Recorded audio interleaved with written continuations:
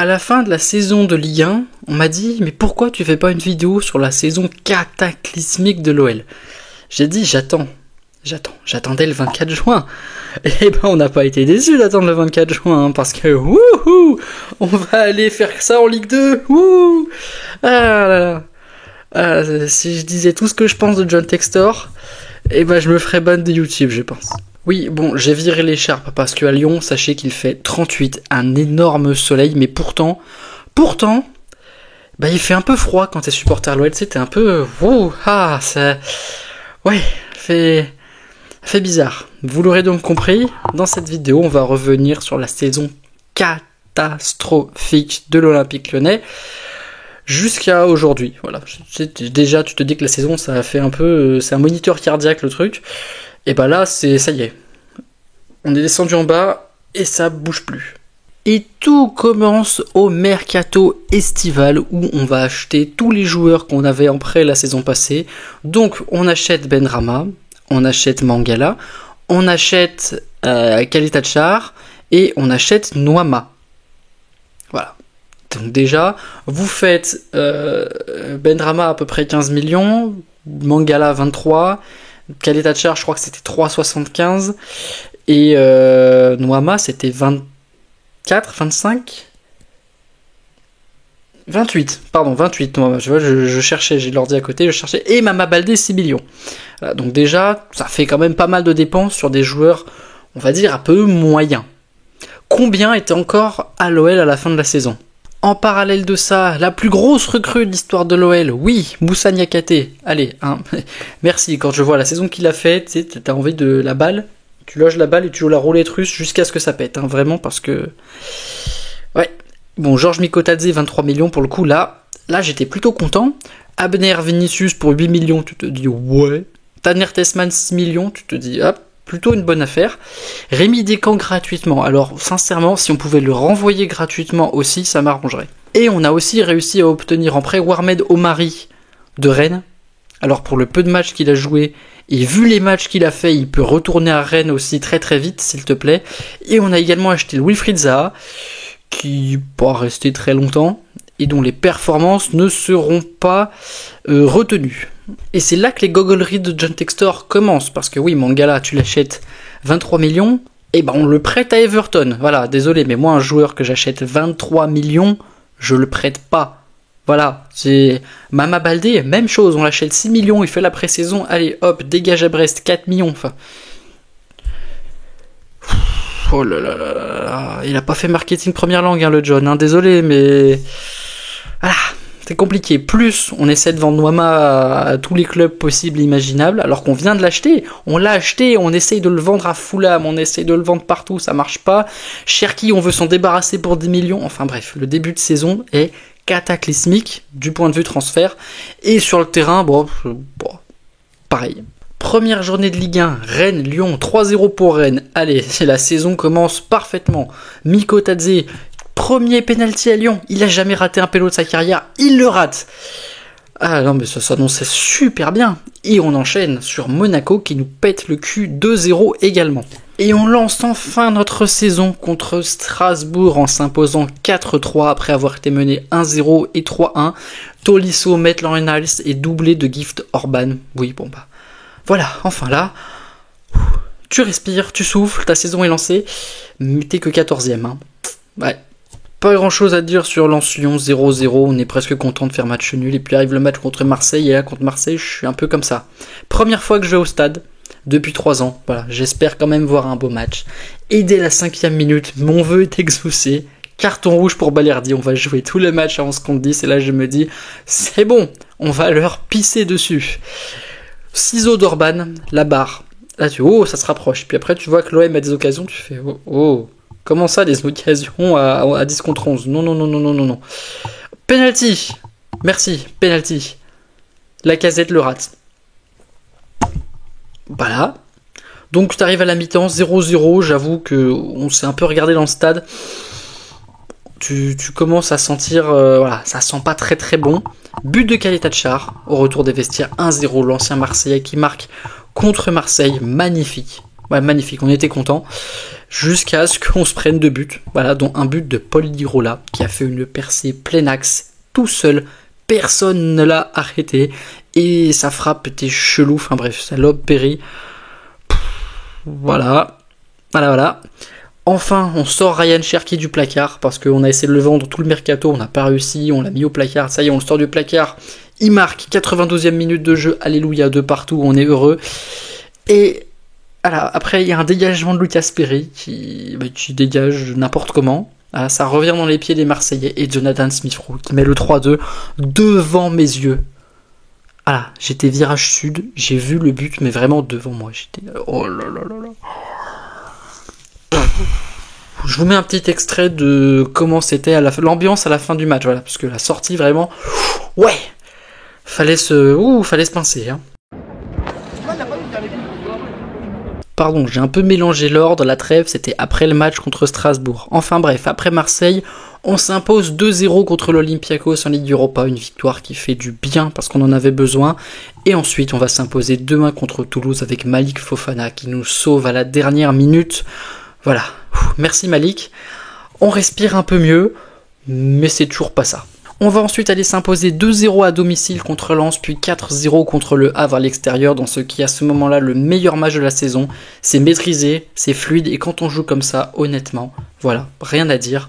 On est une bonne équipe quand on joue comme ça.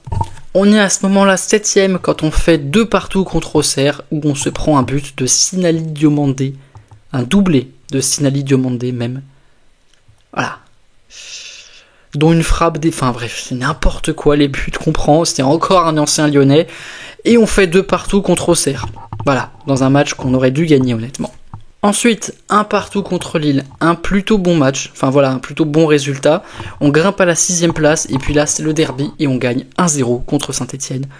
Voilà, ça c'était le minimum à faire. Mais vraiment, 1-0, c'est pas grave.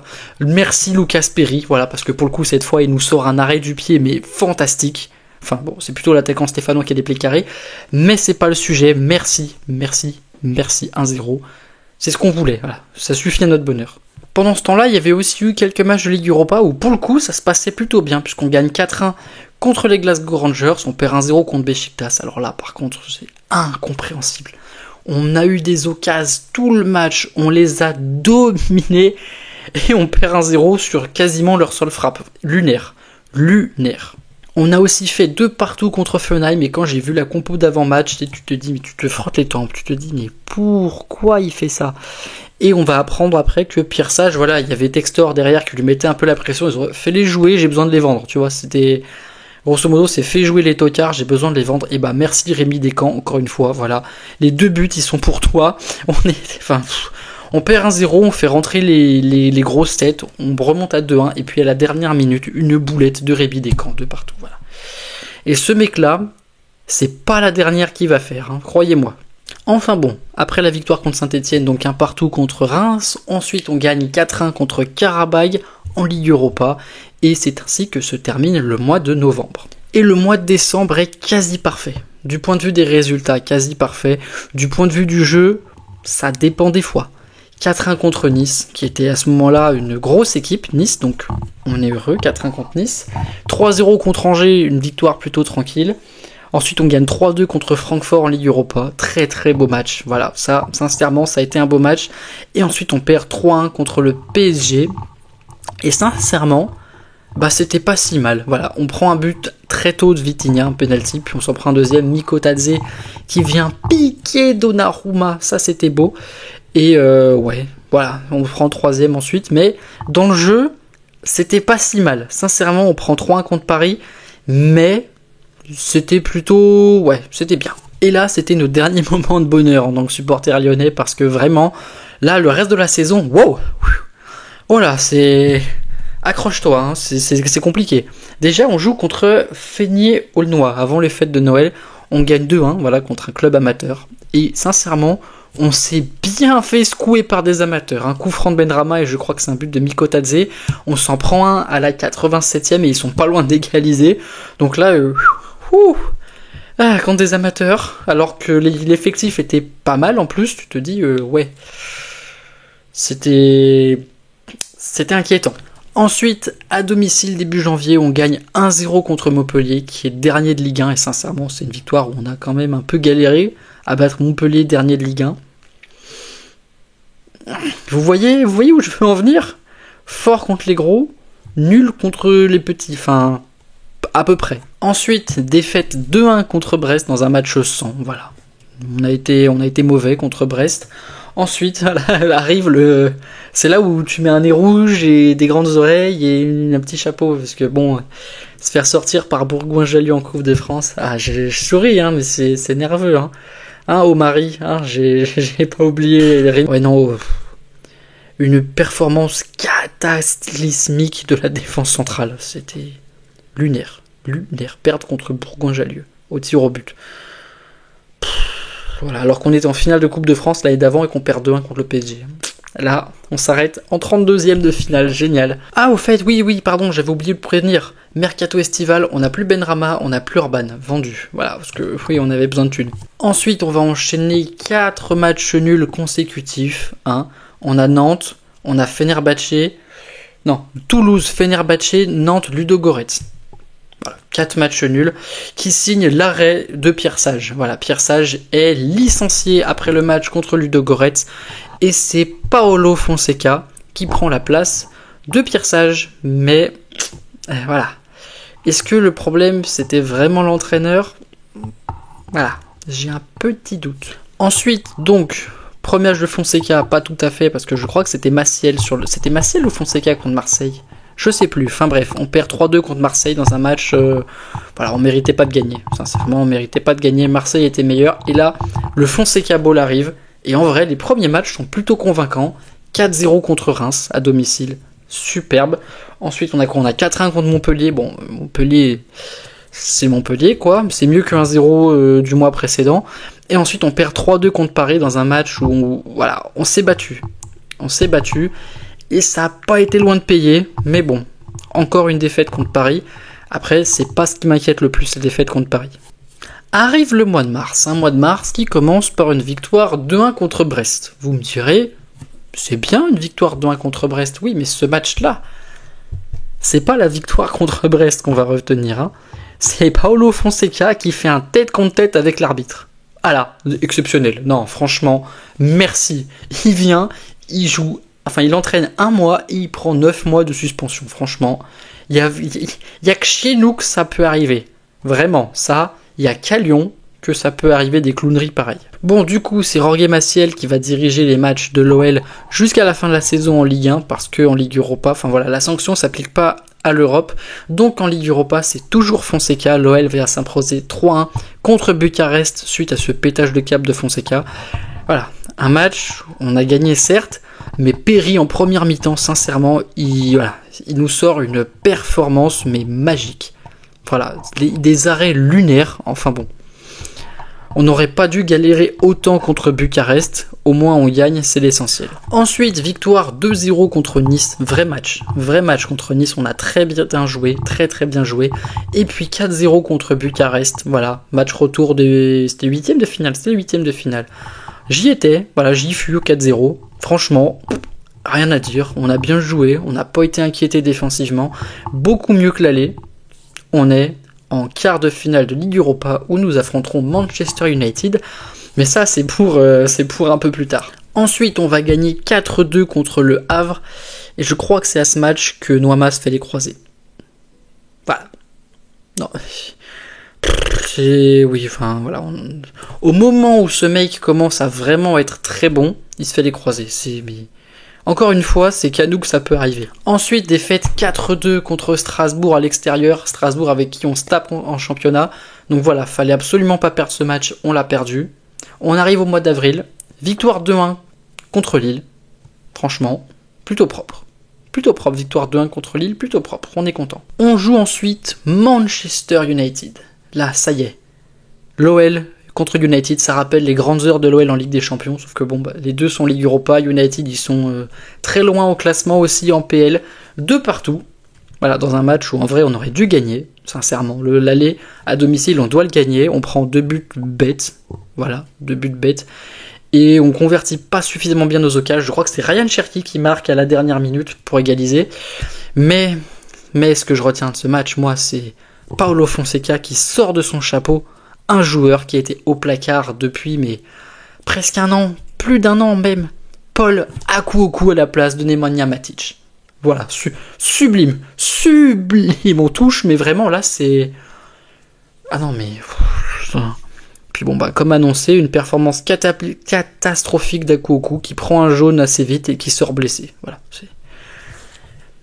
Pourquoi Matic n'a pas joué ce match ? Eh ben parce qu'il était en embrouille avec Fonseca, qui a trouvé son match contre Strasbourg mauvais, voilà, et puis il a décidé de le foutre sur le banc.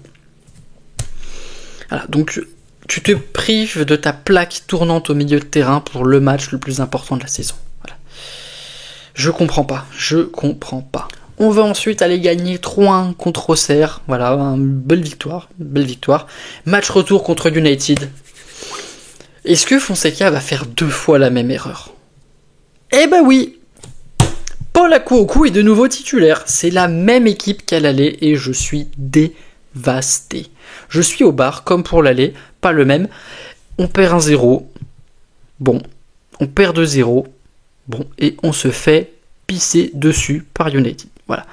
À ce moment-là, tu te dis, c'est sans espoir. C'est fini. On est mort.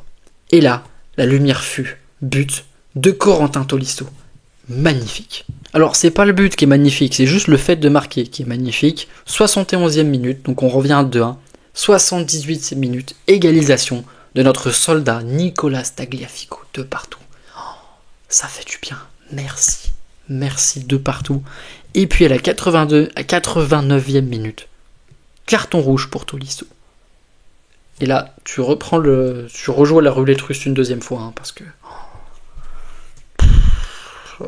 Et puis surtout une faute, mais prendre un rouge là-dessus, c'est un deuxième jaune.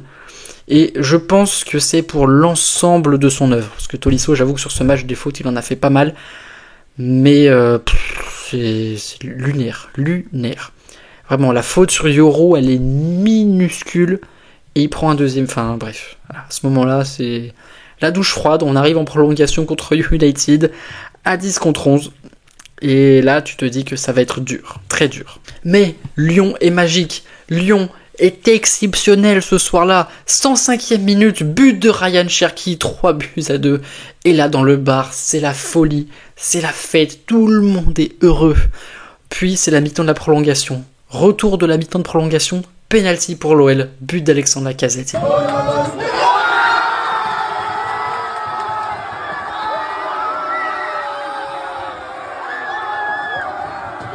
Il reste 10 minutes et Lyon mène 4-2. Et à ce moment-là, qu'est-ce qui peut nous arriver ? Les gens dans le bar chantent « On est en demi, ouais. » Moi, j'avais pas envie de chanter parce que je sais pas pourquoi, mais... Non, moi j'ai pas chanté, hein, parce que le match n'était pas fini. 4 minutes plus tard, penalty pour Manchester United, une faute à la con dans la surface. Voilà, je sais plus qui fait la faute, mais une faute un peu débile. But pour United, ça fait 4-3. On a toujours un but d'avance. Mais dans le bar, l'ambiance, elle est redescendue un peu. Dernière minute de la prolongation. Égalisation de Kobbie Mainoo. Voilà. Ah là, ça chante plus, on est en demi au bar. Hein. Là, je vous garantis que ça chante plus, on est en demi. Et tu commences à flipper. 1 minute plus tard, but d'Harry Maguire. 5-4. Ah ouais. Oh, le silence. Oh, à ce moment-là, ça a été... Ouais. Déjà, le but de Mainoo, il avait mis un silence, mais alors là... Ouais. Et ben voilà, on est éliminé. Super. Sincèrement, je pense que cette année, on avait une vraie chance de gagner la Ligue Europa, parce que quand je vois que c'était Bilbao en demi, alors Bilbao, ça aurait été difficile, mais pas impossible. Et quand je vois la manière dont United a gagné contre Bilbao, je me dis que c'était dans nos cordes, quoi. Et Tottenham en finale, enfin bref, on aurait pu la gagner. Eh ben non. Mais il reste le championnat. Et sincèrement, on a une vraie chance de finir sur le podium parce que devant, Voilà, il y a Nice qui ralentit, il y a Monaco qui ralentit fortement aussi, il y a Lille, c'est pas fou, il y a Marseille qui rame un peu, enfin bref, il y a une vraie chance de finir sur le podium. Et le match après United, c'est Saint-Etienne. C'est Saint-Etienne. Et là, tout le monde dit « Oh, on va se refaire contre Saint-Etienne. » Oui, on va se refaire contre Saint-Etienne, doucement. Hein. On a de nouveau Paul Akoukou titulaire, hein, je vous rappelle, parce que... Non, il est remplaçant. Il rentre quand Tolisso se fait charcuter la cheville. D'ailleurs, voilà, parlons-en de ce match aussi hein, contre Saint-Etienne, parce que j'ai beaucoup de choses à dire. Tolisso qui se fait découper par Stassin. Monsieur le Texier sort un rouge, normal me direz-vous, hein, quand vous ramassez la cheville à côté du joueur, c'est carton rouge, enfin je crois. Ensuite on l'appelle à la VAR, tu vérifies que ce soit une expulsion du terrain ou du territoire. Et puis le Texier revient, carton jaune pour Stassin, exceptionnel. Pendant ce temps-là t'as les pompes funèbres qui ramassent le corps de Corentin Tolisso. Voilà. Voilà. Stassin qui avait déjà marqué, qui va mettre un doublé. Voilà, un mec qui n'aurait pas dû être sur le terrain qui met un doublé. Ensuite, il y a Tessman qui permet à l'OL de revenir à 2-1. Il y a un Stéphanois qui fait une roucoulette dans la surface. Enfin, l'arbitre qui applaudit. Voilà. Ah oui, puis aussi, il y a eu l'incident le match a été arrêté parce que l'arbitre assistant a pris une pièce de 2€. Après, il y a eu le délégué avec un accent en élevé des chefs dans le Larzac qui dit qu'il a pris un Doliprane et que ça va mieux. Enfin, ce match était lunaire contre Saint-Etienne et on est 6ème après ce match alors qu'on aurait pu grimper sur le podium en cas de victoire. Oui, j'avais beaucoup de choses à dire. Ensuite, on va aller passer notre colère sur Rennes. On leur met 4-1. Voilà, c'est rare qu'on tape Rennes, vraiment qu'on les tabasse. Et sincèrement, ce match-là, il aurait pu avoir 7-0, voire 8. Parce que je sais plus combien de buts hors jeu on a mis. Mais enfin bref, on en a mis un tas, des buts magnifiques. Et je crois que c'est ce match-là où Miko Tadze fait un but de zinzin. Enfin bref. Et puis on prend un but à la con, voilà. Mais on gagne 4-1 contre Rennes. Et là, ça nous redonne de l'espoir pour aller sur le podium, puisqu'après cette victoire, nous sommes 5ème. Tout ça pour perdre piteusement contre le RC Lens 2-1 dans un match où, pareil, voilà, on a eu des occasions, on les a pas mis. Ça ressemblait au match de Beşiktaş. Voilà, on a des occasions, on les met pas. On égalise, sorti de nulle part. Et puis derrière, on laisse l'un Lensois mettre un but, très beau but d'ailleurs. Hein. Vraiment, le but est beau parce qu'il a 30 mètres, il arme sa frappe, il est tout seul, elle finit dans la lucarne. Tolisso, qui après ce but, il prend son brassard, il le balance à Niakate, il sort du terrain. Enfin, j'ai toujours pas compris pourquoi il avait fait ça. Enfin, c'est... Voilà, le match contre Lens, je pense qu'il résume très bien notre saison. Ensuite, contre Monaco, on avait dit il faut gagner. On perd 2-0. Et puis, voilà, à la toute fin, on gagne contre Angers 2-0 et doublé d'Alexandre Lacazette pour son dernier match avec l'OL. Voilà. Au moins l'histoire est belle et l'histoire est encore plus belle parce que Le Havre s'impose 3-2 contre Strasbourg à la 100 et quelquième minute de jeu sur une panenka d'Abdoulaye Touré qui nous envoie en Ligue Europa. Et à ce moment-là, on se dit finalement, on est en Ligue Europa. Ça aurait pu être beaucoup mieux, mais au moins on n'a pas tout perdu.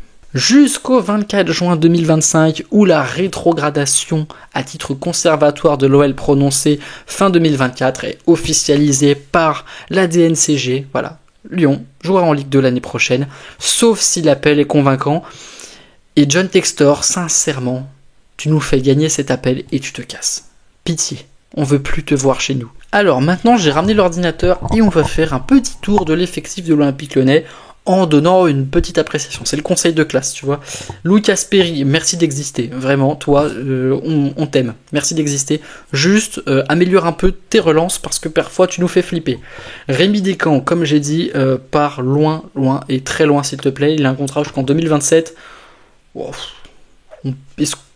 Franchement, si on pouvait rompre le contrat, ça m'irait très bien. Lassine Diarra, 3e gardien. Bon bah malheureusement, on t'a pas vu jouer cette saison. Donc on espère te voir jouer la saison prochaine. Nicolas Tagliafico, encore une fois, merci d'exister. Voilà, soldat Nicolas Tagliafico. Et je crois que lui aussi va partir, malheureusement. Voilà. Ce fut un plaisir, Nicolas. Abner Vinicius, des choses à améliorer, mais ça va. Ça pourrait être pire, mais ça pourrait être mieux aussi. Moussa Niakate, t'étais venu pour être le patron de la défense et tu nous as sorti une saison cataclysmique. J'ai pas le souvenir d'un très grand match de Moussa Niakate, donc voilà, c'est bien d'être un leader, mais il faut aussi l'être sur le terrain. Saël Koumbedi, un peu comme Vinicius, un peu comme Abner, pas trop mal. des choses à améliorer, ça pourrait être pire. Clinton Mata, merci d'exister. Merci à toi, Clinton. Vraiment, on t'aime.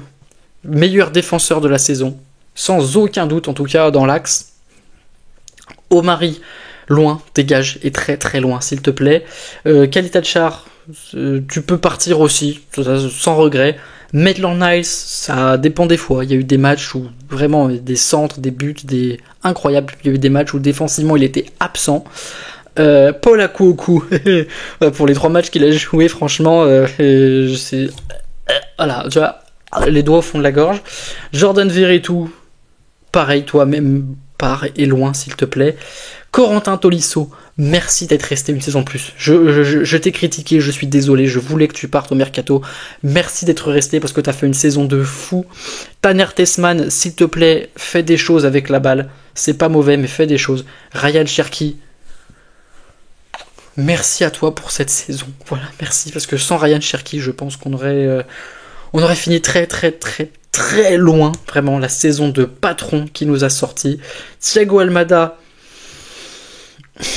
mitigé. On nous avait vendu un crack, je l'ai pas vu. J'attends de le voir, il y a eu des flashs, mais j'attends de voir mieux. Nemanja Matic, merci à toi. Merci d'exister 36 ans. Franchement, merci de nous avoir sauvé le cul 2 saisons consécutives. Et j'aurais aimé te voir contre United. Vraiment, j'aurais aimé te voir contre United. Alexandre Lacazette, peut-être la saison de trop. Voilà. Lacazette, ça ressemble à la saison de trop. Il a mis ses buts. Je crois qu'il a marqué 14, 15, je sais plus. Enfin bref. Lacazette, il a mis ses buts, mais ça a été compliqué cette saison. Ça a été compliqué. Malik Fofana, pourquoi tu t'es blessé? Pourquoi tu t'es blessé? On avait besoin de toi. On t'aime Malik, s'il te plaît, reste encore un petit peu. Enzo Molebe, on demande à voir un plus, parce qu'on l'a pas beaucoup vu. Ernest Nuama, je t'ai critiqué, je suis désolé Ernest, vraiment. J'espère que tu vas te remettre vite de ton croisé, parce que j'aime ce que tu montrais. J'aime vraiment ce que tu montrais. Et on termine par Georges Mikotadze, qui a mis un petit temps à s'adapter, mais voilà. Fin de saison était costaud. Voilà, il était costaud en fin de saison, il a mis ses buts. Et pareil, j'espère qu'il va rester, parce que là, maintenant qu'on est en Ligue 2, qui va rester, qui va partir? Voilà. J'ai eu des contacts à l'intérieur du club qui ont dit que visiblement, il y aurait beaucoup plus de départs que d'arrivées, et qu'il n'y a pas grand monde qui était sûr de rester. Voilà, je crois que dans ceux qui sont à peu près sûrs de rester, il y a Tessman, il y a Niakate, mais le reste, à mon avis, tout le monde peut partir globalement, et ça m'inquiète un peu. Voilà, c'est la fin de cette vidéo qui a raconté la saison 2024-2025 de l'OL, une saison qui restera dans les annales des livres d'histoire de ce grand club, et aussi dans nos fesses, parce qu'elle a fait mal. Donc voilà, on se dit à très bientôt. Juste cette intro n'a aucun sens. On se dit à très bientôt pour une nouvelle vidéo. Mais surtout, même en Ligue 2, on n'oublie pas. Allez l'OL.